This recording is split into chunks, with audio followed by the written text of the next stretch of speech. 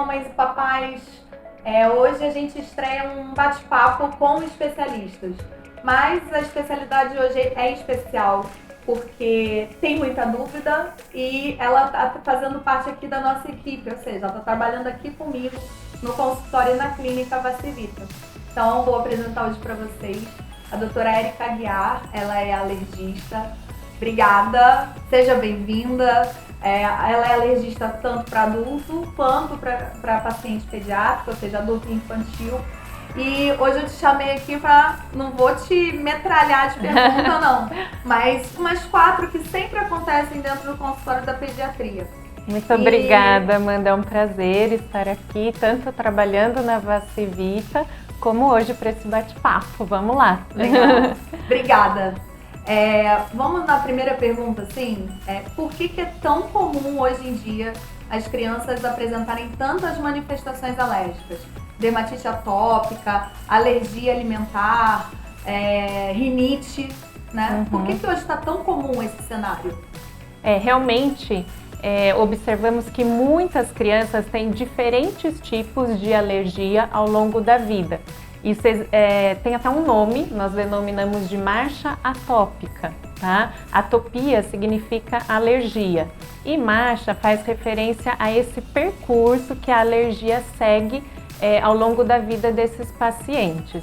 Então, por exemplo, muitas crianças têm nos primeiros anos de vida ou até nos primeiros meses alergia alimentar, os alimentos mais implicados, leite de vaca, soja, ovo, trigo e dermatite atópica, que é aquela doença que cursa com lesões na pele que coçam bastante. E aí, depois dos 2 anos de vida, aparecem as alergias respiratórias, rinite e asma, que normalmente são mais crônicas. Em geral, os pacientes vão ter que lidar com essas doenças para o resto da vida. Exatamente. Legal. Lógico que tem todo tipo de circunstância, mas essa evolução de marcha atópica é bem comum nos pacientes alérgicos. É que às vezes a gente entende por que some assim do nada, né? Não sei se chega muito no consultório isso. Não, mas ele tinha e hoje não tem mais. Isso, o paciente cresce, a imunidade melhora e a alergia vai embora, acontece. Érica, e por que é tão importante tratar a rinite alérgica o quanto antes?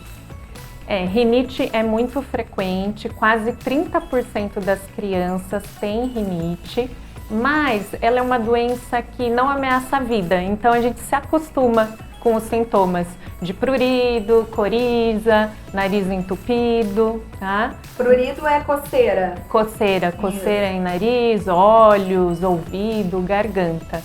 Mas o que acontece? Uma criança que sofre anos com uma rinite descompensada, ela tem uma qualidade de vida muito ruim.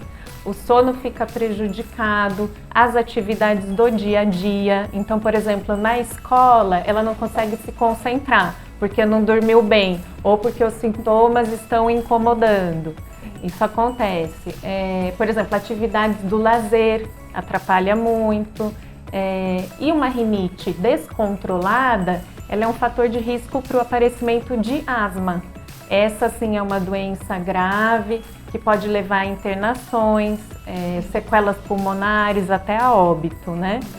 E é uma época que daqui a pouco a gente já está entrando, né? Sim, piora muito outono e inverno, né? No verão as crianças não entram, não ficam no seu corpo. Exatamente. E fora isso também a rinite descontrolada, ela propicia o aparecimento de infecções, otite, sinusite, né? E vem muito acompanhada, Amanda, com conjuntivite alérgica.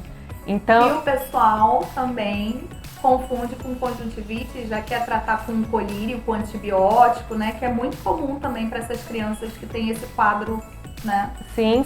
Alérgico. Sim, e a conjuntivite alérgica, que está presente em mais de 50% dos pacientes com rinite, ela é muito grave, porque ela pode levar a alterações na córnea, né?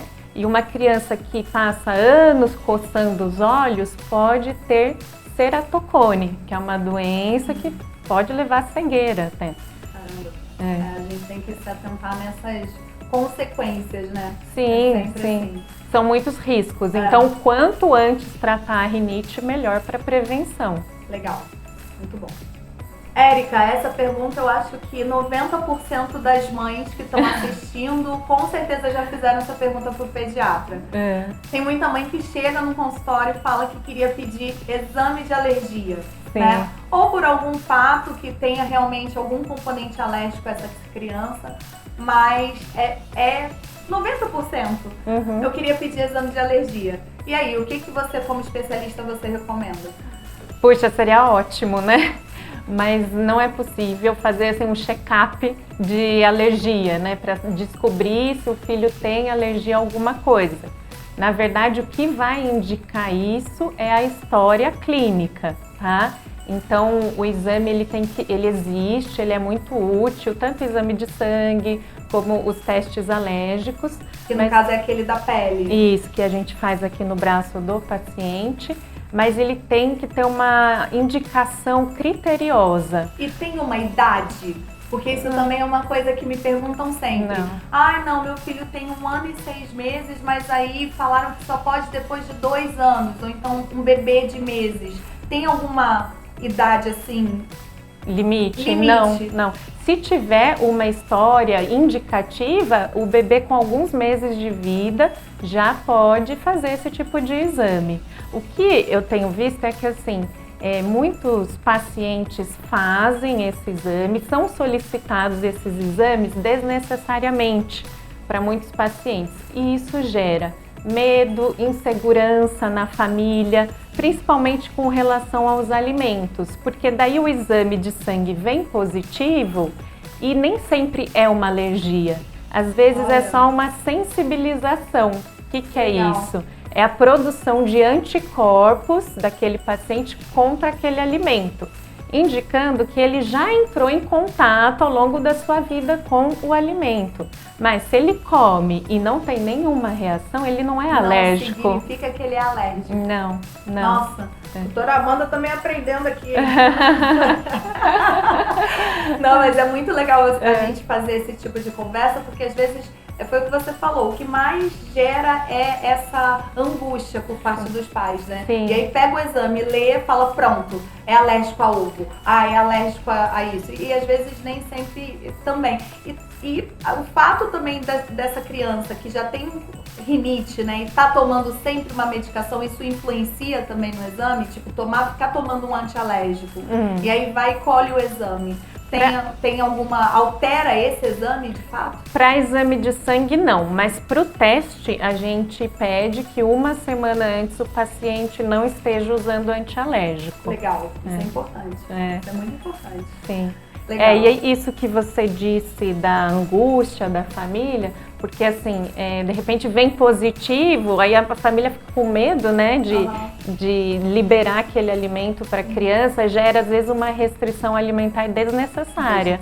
E que não é fácil fazer, né, uma restrição alimentar. E hoje, cada vez mais, os estudos mostram que não existe aquela coisa de expor mais lá na frente, né? Principalmente assim, eu converso muito de introdução alimentar, né? Então cada vez mais os estudos falam, com 6 meses, pode dar ovo, né? Pode dar esses alimentos que são considerados alergênicos, porque você faz um efeito ao contrário, né? Você acaba estimulando e prevenindo que eles não façam alergia lá na frente, né? Exatamente. Pode e deve. Hoje a indicação para a introdução alimentar é aproveitar esse momento da janela imunológica que a gente fala, ele dos 6 aos 9 meses para introduzir ovo, peixe.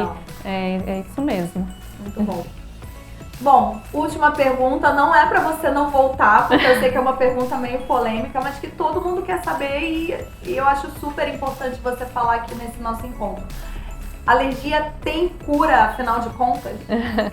Depende de qual doença estamos falando, qual tipo de alergia, se é dermatológica, respiratória, alimentar e qual é o mecanismo imunológico envolvido. Então, por exemplo, dentre as alergias alimentares, a proctocolite, né, que é o sangramento nas fezes em bebês pequenos causado pelo leite de vaca, normalmente é uma alergia temporária. Sim. Tá? Agora, dermatite atópica, alergias respiratórias como rinite e asma, em geral, elas têm esse caráter mais crônico e muitos pacientes permanecem com as alergias ao longo da vida. Então ele vai conviver com isso para sempre? Pode ser que ele nunca precise mais fazer o uso da tal bombinha, mas em algum momento na vida, com 20, 30 anos, pode ser que volte esse episódio. Exatamente, ela se caracteriza isso por momentos de crise e depois de melhora, né? Então, assim, eu não diria que tem cura, mas tem controle, tem um tratamento que propicia esse controle, que devolve qualidade de vida para os pacientes, tá? Agora, também a gente tem a imunoterapia, né? Que é um tratamento conhecido como vacina para alergia, que induz tolerância no indivíduo. Então, o objetivo é agir na causa da alergia. Essa tolerância que você fala é que ele pode manifestar, mas de uma maneira muito mais branda. Ou vai...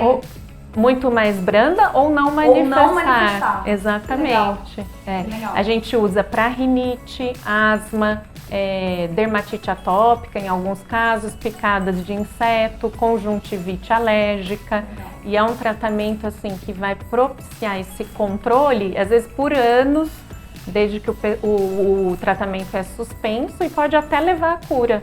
Ai, que legal. Boas notícias. Vale a pena. Vale a pena, com certeza. Obrigada, Érica. Eu que agradeço. Eu estou aberta a ajudar aí. Obrigada. Obrigada, eu que agradeço. Gente, se vocês têm mais dúvidas, que tenho certeza que é um monte, deixa aqui nos comentários, que eu faço novamente esse encontro com a Érica aqui e a gente responde a todas as perguntas. Salva, compartilha com quem precisa, porque é uma informação importante. Obrigada.